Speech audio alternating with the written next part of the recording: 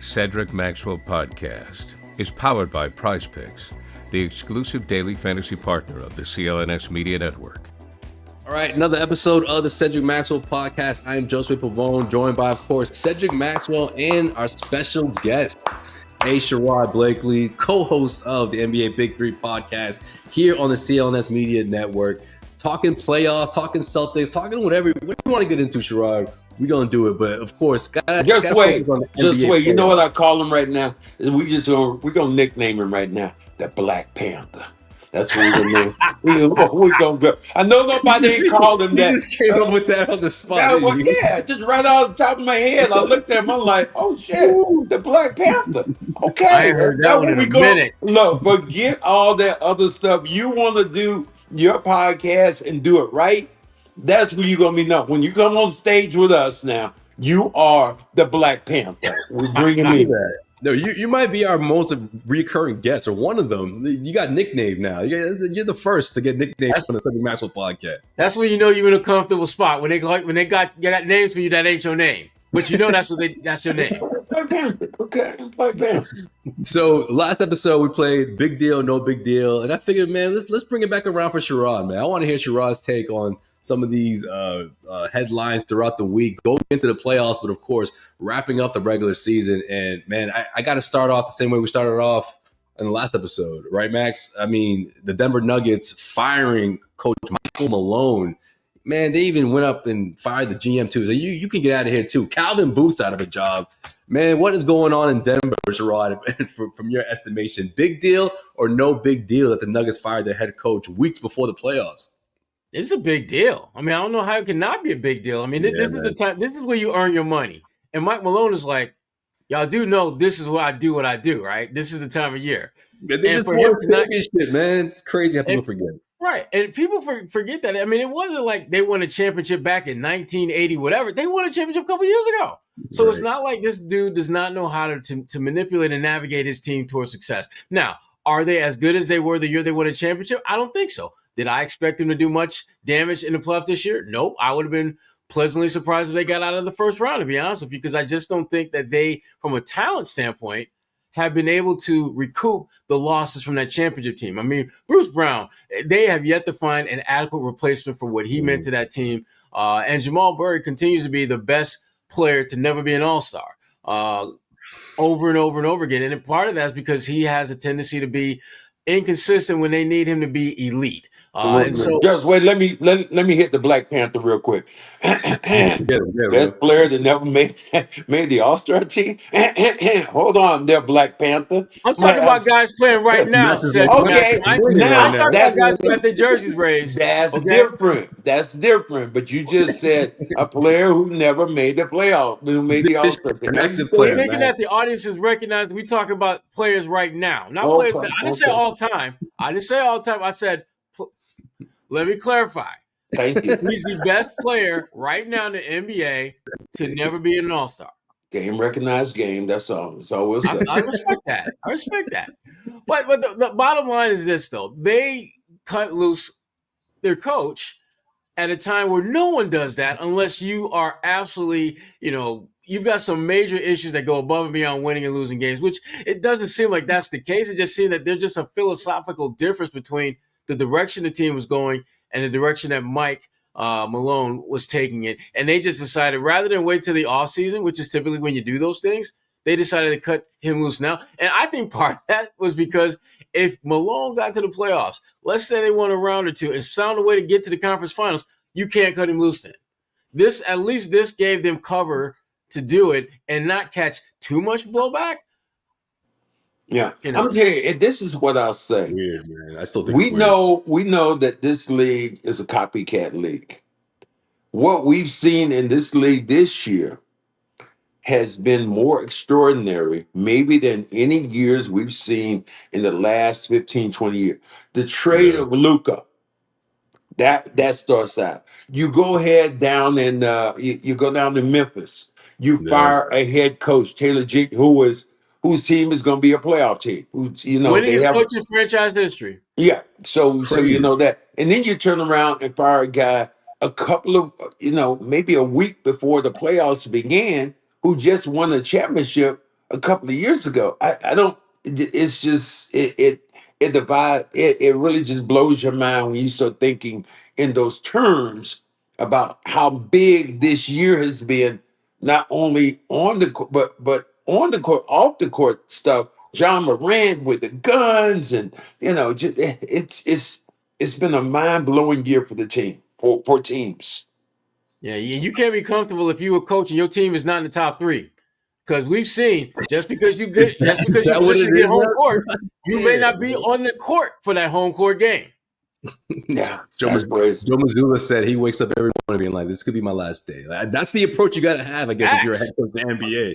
People might have thought if him saying that, people might have been thinking that he's just exaggerating. Nah, that is real. That is real because you just don't know in this day and age. Did we think that way a couple of years ago when all of a sudden my phone went off the hook and everybody started saying, Ime got fired. Ime got fired. Yeah.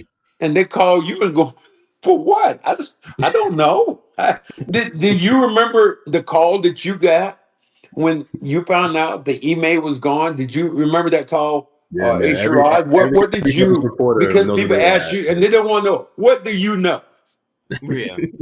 I knew something went sideways in a really, really bad way because you don't cut loose coaches who have done the stuff that you're supposedly paying them to do, which is win your ball games. Right. He did that. But I'm just saying initially when you heard them and somebody had to call you and say, boom, Ime has been fired. Did you do like me and go, what? Or did you just start going to the phone and did you recognize something else? No, when I first heard it, it just took a minute to settle in. Like, wait a minute. Wait, did that just happen? Wait a minute. Brother just went to the finals in his rookie season. The first crack he had to coach his own team, and now he's cut loose. Damn, my first thought after that second was just like, he must have been a bad way. Yeah. The first thing I said was, what did this dude do? I mean, we don't exactly get the most rope to hang ourselves with, but usually when you get cut loose and you do what he did, you mess up in a big way, bro. Let me say it for him because he's a good Christian guy. He fucked up. He must have really fucked up if that was the case. That's the conversation we had, Max. Remember that night? Look. Remember, I'm okay with dropping the F bombs because people have been seeing me on this Celtic City dropping them. They've been like, "Damn, man, you were fantastic." I said, but they've been saying I've been dropping the F bomb. So they said, but you were the best thing up there. So I'll use one of my words to kind of get you to punctuate the point that you're saying. Yes. Well, it's hard to get past that when he got cut loose. That had to be what happened. That it was a major fuck up. Max, I point to the podcast, man. You had the, you know what I mean? You had the reps in. You know, before you used to be kind of like, can I swear? I'm like, yo, it's a podcast, it's cool. Now you just put a camera on. He don't care, man. Max is gonna say whatever he wants to say. Man, because I listened to Jaylen Brown. I listened to Tatum. They've been on our air before. They would drop an F bomb or bullshit in a heartbeat. So it's a new time right now. And you don't have to be as politically correct. I mean, about some of the things you might say. Eventually you're gonna step on somebody's toes, and I don't care if you don't use a F bomb. You're gonna step on somebody's toes the wrong way, and they're gonna disagree. And I remember there was a gentleman who called in to the radio station because I happened to throw a few jokes at our president right now, and he goes, and I guess he texted Sean or somebody said, I don't listen. I don't come on and listen to these sports shows. This is a time for me to get rid of, and I'd appreciate if you would stop, bringing politics in it. And you know what I said? Hey, you need to change and go to another damn station then, because I'm going to say what I need to say. I'm not trying to insult you. I'm giving you facts of what happened. Now, you can take it for what you want to take it as, but you can't divide politics now from sports. Sports and politics are kind of one and the same. And man, I just, it's just, speaking of that, kind of going off script. What did you think about the job that Geno did down in at UConn, beating South Carolina? Oh man! I tell you what, man.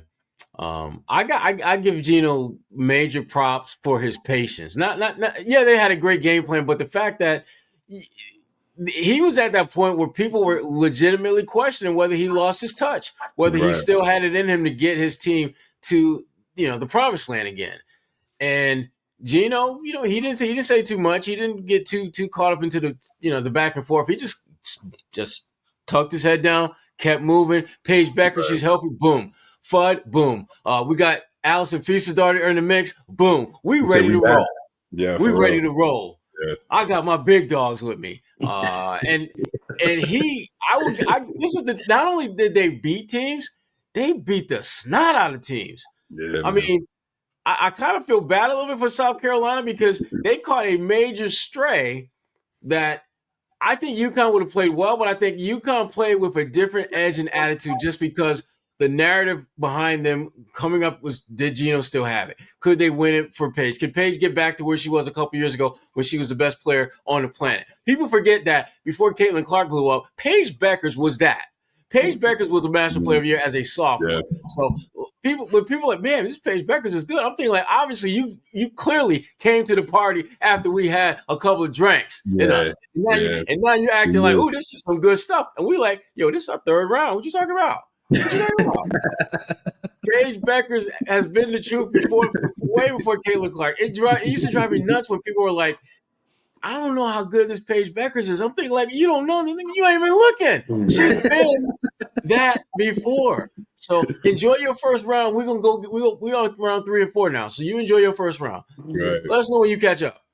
That's so accurate. I'm happy for Geno though. I'm happy for him because I mean he deserved this. I mean to me, he's always, as Don Staley is a phenomenal coach. I'm down with him, but Geno's the GOAT.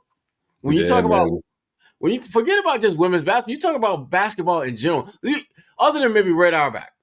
I think that's the only person in terms of just dominance in that coaching position that Geno has a contemporary. It's him and Red.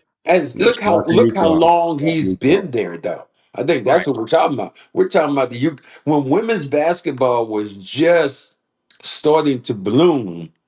There was UConn there, and there's Geno, and then it bloomed, and then it went to another level, and then Caitlin went to another level, and then it went to another level, but yet still, he has been the constant variable that nobody has talked about, and should be celebrated in a whole nother way. I love that dude. Matter of fact, if I see him at the game, I'm gonna try to have him on the podcast because he's one of my favorites. He's one of my favorites. Yeah. Absolutely. A shout out to UConn, of course, national champions.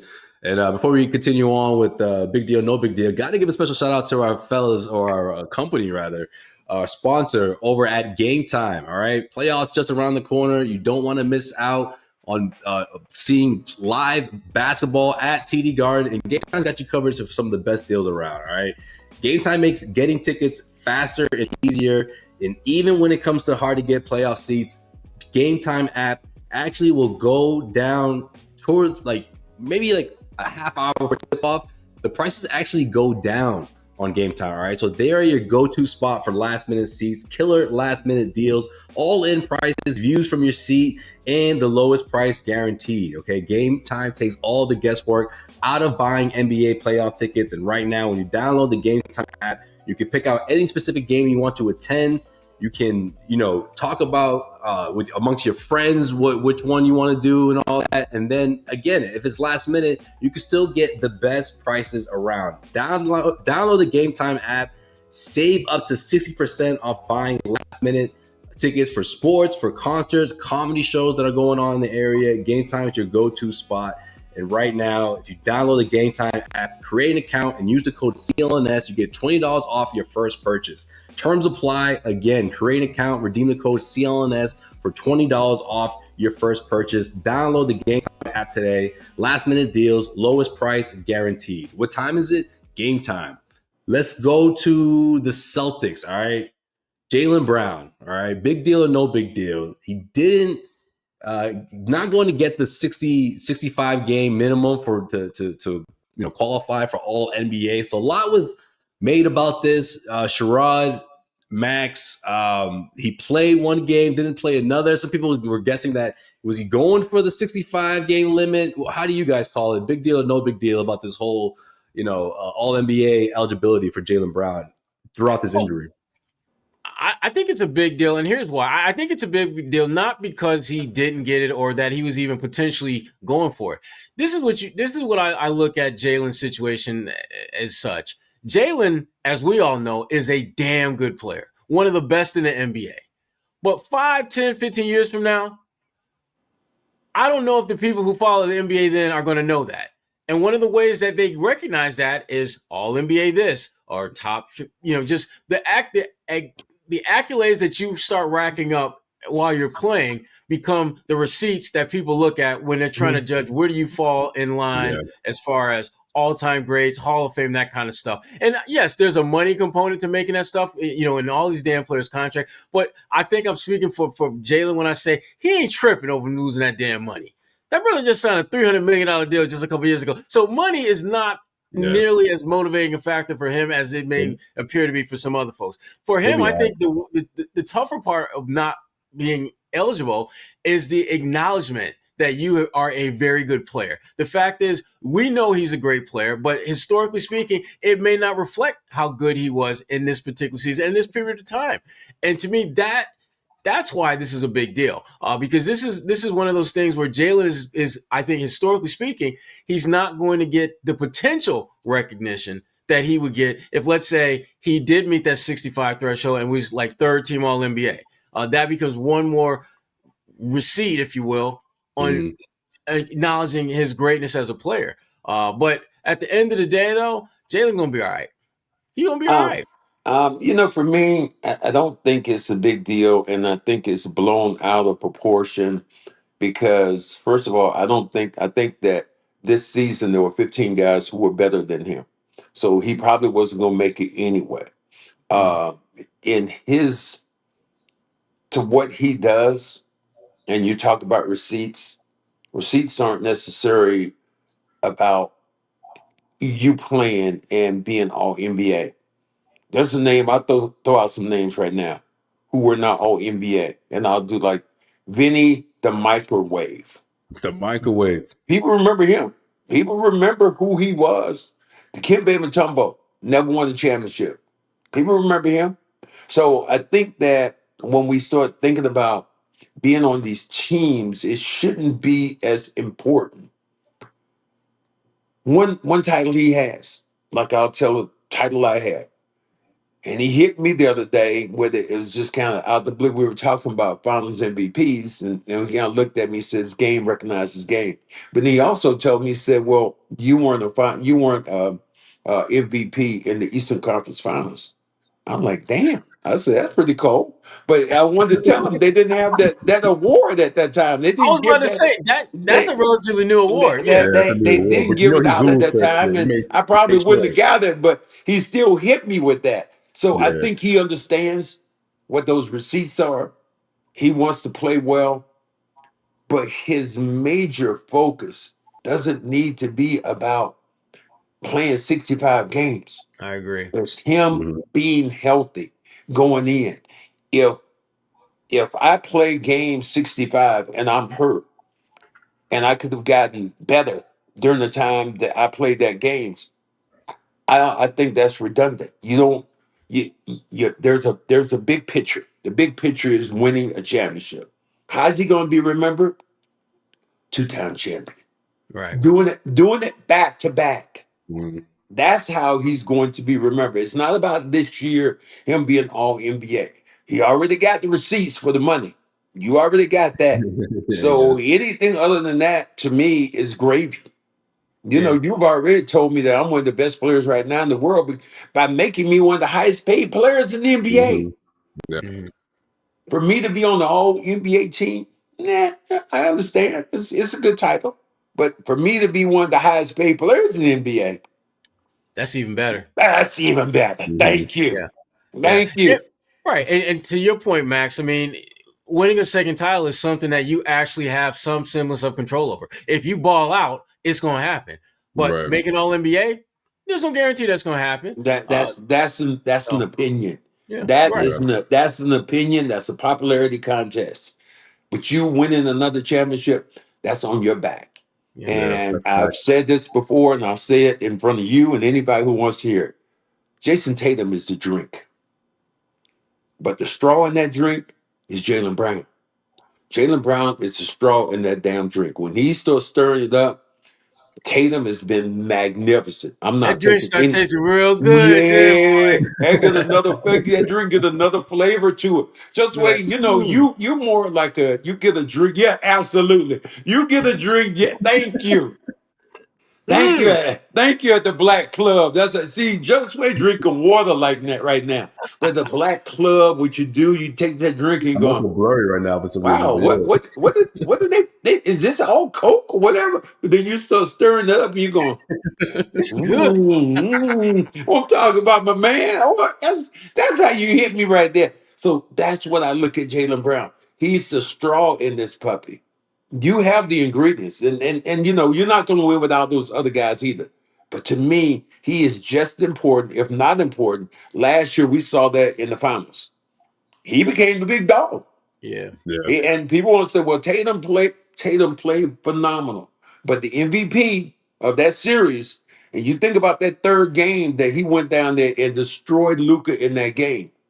You knew it was over then when they went up 3-0. And it was Yeah. because he had taken Luka out of the game. Luka was looked at as the best player out there. It was, and all the media, a lot of them said, oh, the best two players right now for Dallas, just best player in the series right now is Luka. After the series was over, people started to change their tune.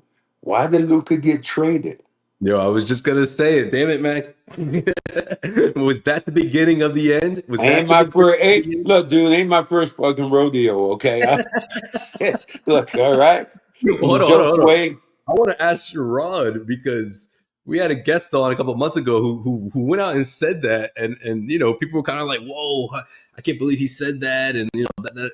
But you can make a fair argument that was the beginning of the end, or that's when it kind of hit these guys in the front office of Dallas thinking maybe we need to go a different route, or maybe I'm not saying they thought about it right then and there, but it certainly planted a seed. You Sherrod, what know, do you Yeah. think? who I called that dude that came on then? I'm going with these nicknames now. He was the cheetah. That's who he was.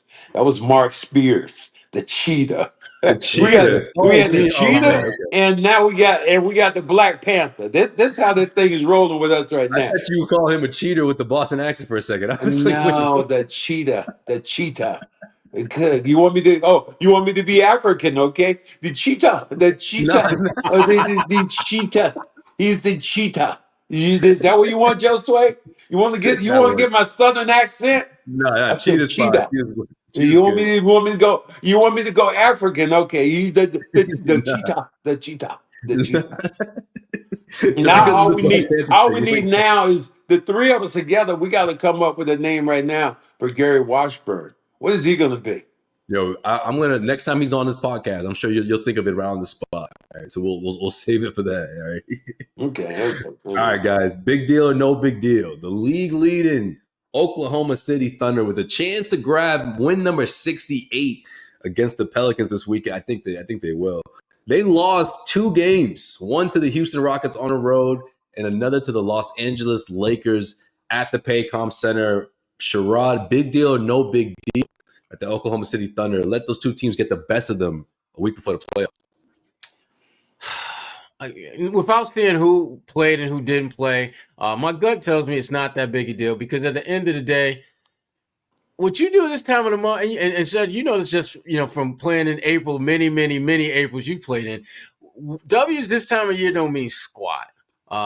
It just means that team had a good game on that particular night because there's a reset and recalibration once the playoffs start. Whatever you did in the regular season, you got to do it at an even higher level come playoff time. Thank you. And so if I'm OKC, I'm not losing any sleep. I'm not tripping. I'm not like, you don't got to worry about me jumping off the ledge because we caught an L from the Lakers in April. What we do to them in mid to late April and early May, that's what people are going to remember. That's what people gonna say. They're gonna say your body of work. Yep. This was your regular? This is what people get. What, let's say your regular season body of work, and then they say your postseason body of work. We've seen a bunch of teams last year. OKC's body of work during the regular season was phenomenal. Their postseason wasn't too good. Nope. No. It wasn't too good. So people judge you in two stages. Yes, they won 68. Could they have won 70? 70 would have been a little bit bigger deal because they think of the elite when they think Right. about 70 games. But to win 68 games, where they finish at right now, just knock it out the park. Lou Dort is somebody that I'm looking at right now, and I'm just saying, okay. Put some respect on Lou's name, man. Come No, on. you like I'm gonna catch hands or something from Lou.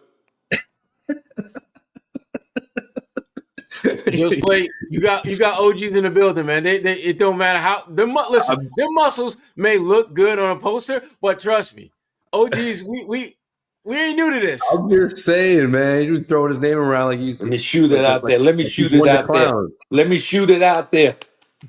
There it is. I'm shooting it out there. Yeah, I got one. I hope we get a Thunder Celtics finals, man. You guys, for so many reasons. Okay. Now I got a new one. I'm not sure about that. You telling me I got 4 days in OKC. I'm not sure about that one, bro. Yeah, we're kicking it in Bricktown, man. I got you covered, man. I got the spot here. Bricktown. Just the name He's still alone, Bricktown. the name alone already kills me. Bricktown. Just wait, for my generation, spending time in the bricks is never a good thing. It's We not just appealing. saying. I know it doesn't sound appealing, but there's things to do out here. Right? Because usually we're trying to get What things are there to do? I want to get you on record now. What is there to do? We're going far in advance. What is there to do in OKC other than one thing I went to do, and it was really good, was I went to see the bombing site and hear about that Oh information. yeah, that's a great museum. Now you go on from there. You tell me what's I got a next. couple decent steakhouses, right? Some steakhouses. I got steakhouses here in Boston. I gotta go. I gotta go. What? 4 hours flight We to got get a steak? premium beef I'm out trying to here. help Right? him, man. You can look it up, man. We got What? premium beef. The cows are different. The cows are eating good out here. All right, it's different. Okay. Plus, you got the canal. No, he didn't say Right, the cows you know? eat different. No, you did not say the canal, Josue. Are you serious? Are you serious? Canal. All right, I wasn't gonna leave with them. But Are you serious? You said the you canal. can learn some historic stuff, man. You'd be surprised. You'd be The surprised. canal, Josue? Really? So Or- you, or- what Quick do you do in San series. Antonio? Let's hope it's a You don't quick go on that series. canal? I didn't do nothing in San Antonio. It's another place I don't like. Only thing I could think about OKC that I want to see is I want to see Tulsa. I want to know, wasn't that at one time one of the richest black towns in Yes. America? I want to go there. But other than that, I can't think, and I've been to OKC many years. I can't think of another thing other than the Oklahoma City bombing place that I went to that I had fun. Yeah, if there's a finals, we're doing an episode in the canal. All right, so I can see you and see your reaction to everything you're learning, man. Like, you'll be surprised, man. You just enjoy yourself. You're not telling me anything, Joseph. You're talking. Tell he's me deflecting. one thing. Yeah, he's deflecting. What? Steaks, the canal, and some museums. All right, we'll be good. We'll have fun. The steaks taste better down here. I'm telling you. Okay, just wait. Okay. All right. Last one. Big deal or no big deal? The Los Angeles Lakers clinched the third best record in the Western Conference. JJ Redick won 50 games leading that Lakers team into the playoffs, who, of course, he's talking about that's what's most important. However, I can't help but notice that they're lined up to face the Golden State Warriors in a potential first-round matchup. Sherrod, big deal or no big deal? Lakers potentially seeing the Warriors in the first round. Here you go. L, right? And this L does not stand for Lakers. This stands for what the Lakers will be catching. You know what it stands for? Night. Yeah, it might, man. It might. Look, I don't like their chances against Golden State. Steph Curry is still Steph Curry. Draymond Green, for as annoying as he can be sometimes, he's still a hell of a defender, and he's the kind of defender that I think will give Luka problems in a best of seven. And then you start just filling in spots here and there with the rest of their crew. Jimmy Butler. Yep. Who and going back to your point earlier, Max, about the playoffs and how that defines you, Jimmy Butler, his body of work. When you talk about what he brings to the table, to me, Jimmy Butler is like a better version of Robert Horry, a guy that has a certain impact during the regular season, but ratchets it up to another level come playoff time. Yeah, man. Jimmy is that dude. And you better believe Jimmy is in a situation where he's got a player that's clearly better than him in Steph Curry that he's playing with. So he has the freedom to just do what Jimmy do come playoff time. That is the worst thing the Lakers could have done to get that pairing. I can't. That game that seems to be over in 6. Golden State in 6. I gotta call. Wow. I gotta call my buddies that. I gotta call all my Laker buddies right now and say, "What do you think about your pairing, big fella? They feeling sick, Max, and you know it. They sick." And if I'm the Warriors, I want the Lakers. If you're the Warriors, you're just like, if I'm the Warriors, yes, because if you get through that, chicken, let's go. or when you get through that, you have to feel like you can take on anyone. After you knock off finger-licking chicken on the plate. Let's go. Let's go. That's what I want, man. You see that? Just the way that's what you do when you talk to the Black Panther. That's how that works out like that. You get the Black Panther going, he start giving you stuff like that. Oh, I love that chicken. So the Black Panther, the cheetah, we gotta get something for that other dude. I don't know what we're gonna call him, but it's gonna be something good, something really good. The cheetah cracks me up, man. Yeah, man. Next time we get them on, whatever pops up in your mind, I'm sure. So you want me to? So I got to say it the right way. The cheetah. The cheetah. Since you teased me about my language, okay? The cheetah. I should have said shit. All right, that's gonna do it for the big deal, no big deal. But before we get out of here, Sherrod, we spoke briefly over the last few episodes. We've been talking about this 80 documentary, Celtics City, which has just been incredible doc. What HBO has been put together here, Bill Simmons, The Ringer, and with it being where it's at right now, the late 80s going into the early 90s and all that stuff, I can't help but wonder, Sherrod. I don't think we've ever talked about what it was like growing up in New York, for Sherrod. Who were you rooting for growing up? Were you a Celtics guy? Were you Lakers? Definitely not a Celtics guy. Definitely not a Celtics guy. I knew it would be the Lakers. But take me through it, man. What was it like? I wasn't a Lakers fan either. I like Magic. I definitely like Magic and what he did, but the team itself, I did not like the team. For me growing up, my favorite player was Bernard King. And the thing about Bernard King, turn this shit off. Turn it off. Turn this off. This is why. What do you think you're gonna say, Larry Bird? Come on, man. The reason I love Bernard King was built like a lot of us chunky kids in the hood. And yet Bernard could get buckets like no one could. It would literally get you might be able to slip a piece of paper under his feet, maybe, and he's still getting you 25. You see that? Never leaving the ground. And that's why I love Bernard. You see that? You see what the Black Panther just did? You see what he did? He just brought a bad taste in my mouth, just like this. He's like, really? What Bernard King was doing me like this? Oh, Maxwell's guarding me. But the thing about it, Bernard was giving everyone was getting that. Max, no disrespect, Max, but you were not special in that moment when he was giving you business. You're right. And Spike Lee will say that today.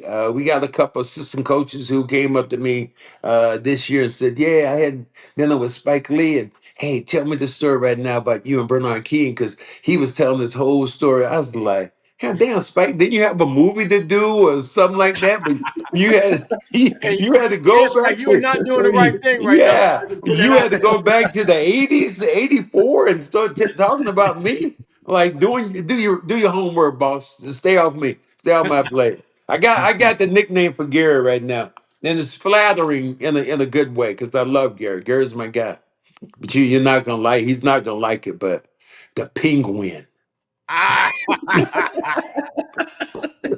Oh, yeah, God, it's back with your nicknames today, yo. That's what I'm talking about. Yes. Oh, that don't fit Panther. That don't fit Panther. That don't fit. I don't hate it. Yeah, I don't I know. okay. damn sure don't hate it. Okay. I'll let Joe Sway get that to him because he's gonna go, what? The Oh no, we're penguin. getting him on here at some point to talk about that. That'd be hilarious. All right. Well, you look, Sherrod. The New York thing, I guess, doesn't surprise me. Obviously, you were a true fan. That's the way it should be. I feel like I didn't, the thing is, I didn't really like teams. I just like individuals. Like I could care less of whether you won 120 to 60. I like that dude that's getting buckets, who ain't jumping. I respect that because I didn't jump. So that's my guy. I love the Young Kings game. Okay. All right, that makes sense. All right. I thought you would side with the Lakers. This is even a better response than I anticipated. So I'll take that. Nah, I've never been down with the Lakers ever. Okay. Ever. That's why we call him the Panther. That's why that's why he's the Panther. That's why, right? Yeah. Whatever mineral they had over there in that secret land, maybe you can let us know, plutonium, what I don't even know what it was that the Black Panthers people were talking about, but man, and that I think that's a tribute to who you are. Definitely to the cheetah, and then to the penguin. Those are my guys. We're gonna have to have all three of them on Joe Sway. You see how he's doing his hair right now, and he's gonna do it like this. I think that's his favorite one. I didn't say anything. Yeah, okay. This is the receipt right here. The receipt right here. And that's been doing this episode of the Cedric Maxwell Podcast. He is Sherrod Blakely. Check him out, of course, on Twitter. Check out his podcast. Amazing podcast with his host, Gary Washburn. I ain't calling him that. And Penguin and the Panther. I am Joe Sway Pavone. We'll see you guys next week, man. Thanks for tuning in. What's going on, everyone? It's Joseph Pavone here. If you made it this far, that means you really enjoyed this video. Make sure you follow all of our social media platforms at Celtics CLNS, and of course, follow us here on YouTube.